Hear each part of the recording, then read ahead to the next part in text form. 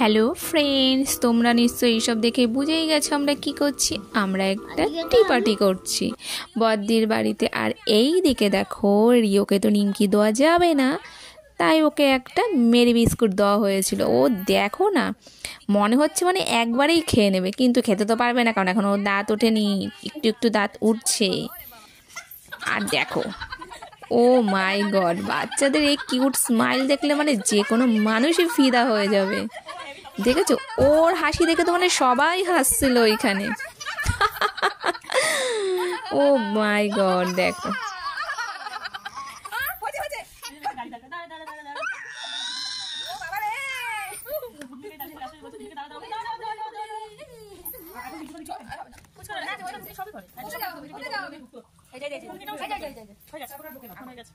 তারপরে হাসির পরে ওর একটা সেলফি তোলা হলো, কিউট দেখে।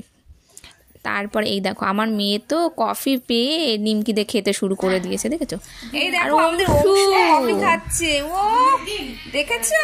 দেখো, ওরে বাবা কি চুমুক কফির। ও সঙ্গে কি করছে, আবার দাবা খেলছে, তাই তো?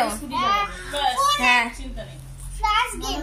ও ফ্ল্যাশ গেম। আর এই দেখো আমাদের অংশু কফি খাচ্ছে।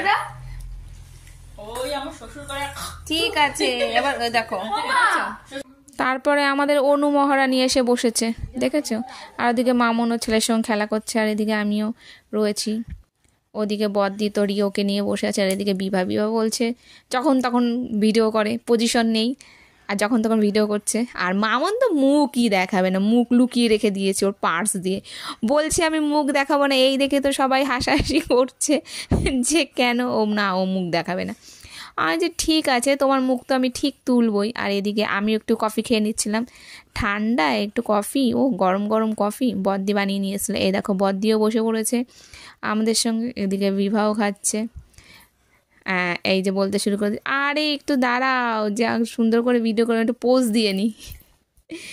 তা যাই হোক, আমাদের টি পার্টি চললো। এই যে মামুনকে তুলে নিয়েছি।